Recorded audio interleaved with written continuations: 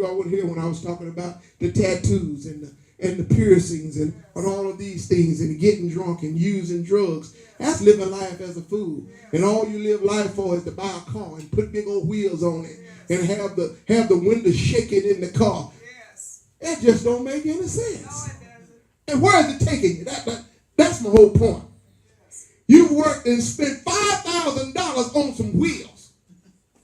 The car in and of itself is worth $2,500, and you spent $5,000 on some reels? Oh, come on, somebody, and talk to me. It makes no sense.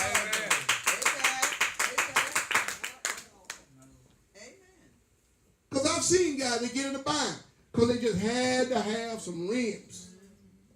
They had to have that set of rims. They had to have them. They go and get them, and then they get in the bind. They had to sell them. They get a third of what they paid for them. Oh, y'all don't like the truth, but it's true anyway. See them go up to the pawn shop and have to go and take out all these very big old speakers, take the radio out the car. Now, they had to have all of that stuff. Why did they have to have it? Because somebody else was doing it, and it looked good, it sounded good, and it makes me feel like I'm up and you on. I'm just trying to tell you the train of thought really makes no sense.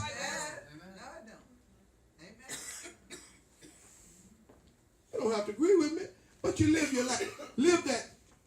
And then when you get 40 years old and look back and see the thousands of dollars that I spent, what could I have had with $1,000? Because I don't care if I got no radio at all now. The tires that come from the factory are just as good. And now you can see, but look at all the money you spent out on frivolous things, and where did it take you? Where did you get? Don't live your life as a fool. Just following people that are going nowhere. That's what I told them in the funeral yesterday. When I went over there, I told them, I said, that this has got to stop. Got to stop. Young men killing young men. And living life in revenge. Living life in revenge because, you killed my homie. I got to go out and kill you in revenge of who you killed because we had our colors together. We fighting over color and a territory. Talking about the Wrigley Reds. The South Side Reds. Bloods, rather.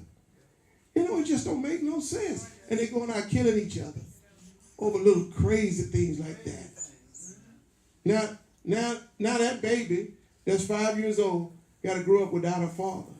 The fiance, and I assume that fiance means that we're going to get married. People use fiance forever. I mean, when we going to get married, I'm just kind of going in my mind that fiance, when I was coming up, fiance means that we're planning on getting married.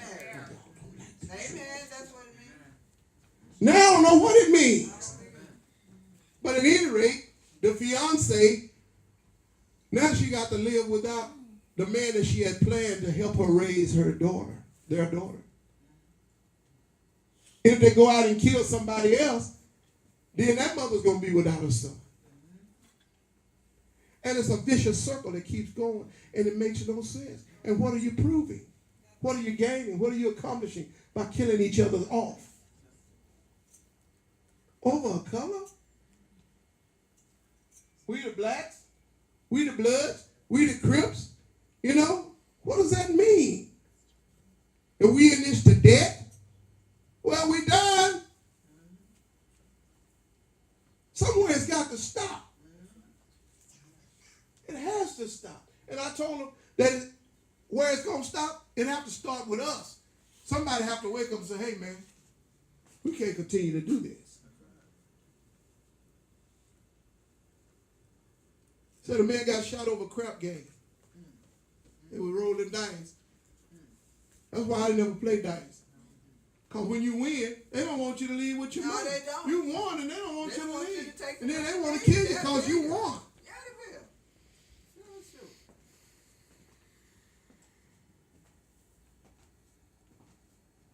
So much hatred and violence in our time.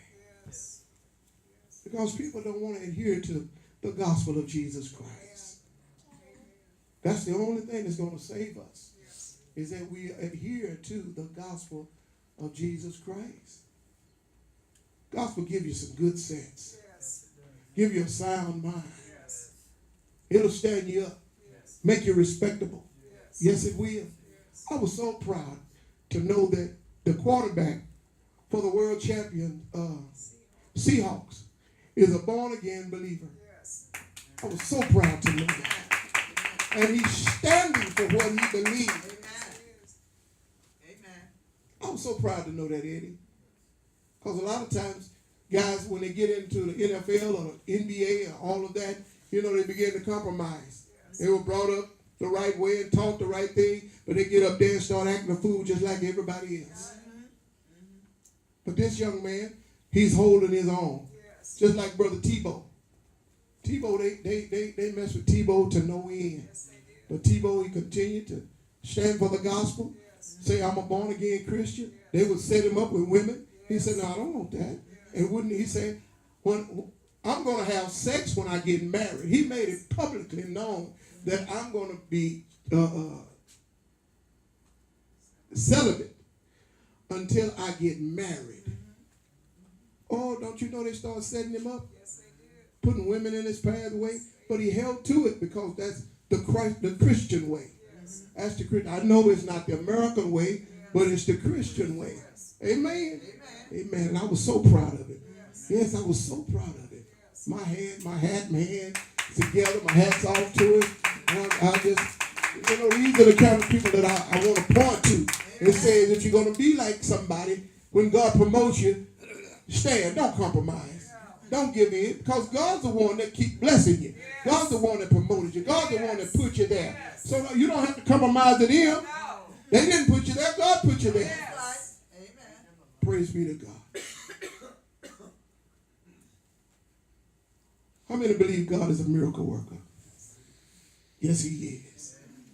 Yes, he is. We were looking at the 700 Club the other day, and my wife told me, look at this pastor. Pastor had 60 years old and came down with dementia. And it began to get progressively worse. And he said that I just wouldn't receive it. I kept standing on the word of God. He said, I don't care what the test showed, what the x-ray showed, what they said about my brain cells and how they were dying. And he said, I kept forgetting things, yes. He said, but I kept quoting and standing on the word of God. And he said, after a while, the Lord healed his body, healed his mind. And he went back to the doctors, and they did another x-rays, they did more tests on it, and all those brain cells that they said were dead, they had to confess and report that those brain cells were alive again. Because he stood on the word of God.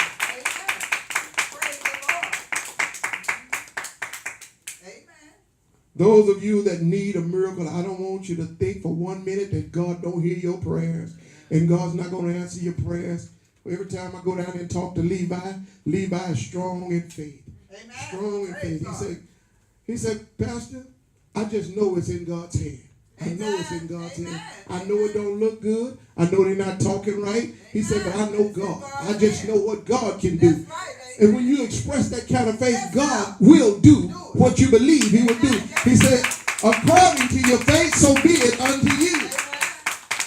And I just know God will. God did it for him before. God will do it again. Amen.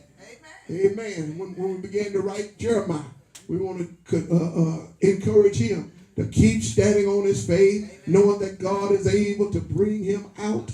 Praise be to God. I wish I had Pastor Jones here right now.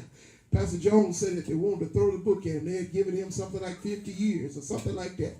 And he said, the old man just kept bothering him and kept bothering him. And he said, man, you better leave me alone, man. He said, but the old man was persistent. He said, and he finally got his attention. He said, if you want God to do something for you, if God could do anything for you, what would you want God to do? He said, I want God to reduce my time.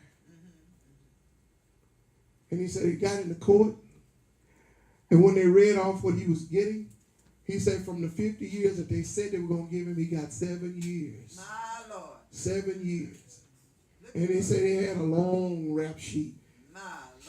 Long. If you could name it, he did it. He said, but God worked it out. Amen.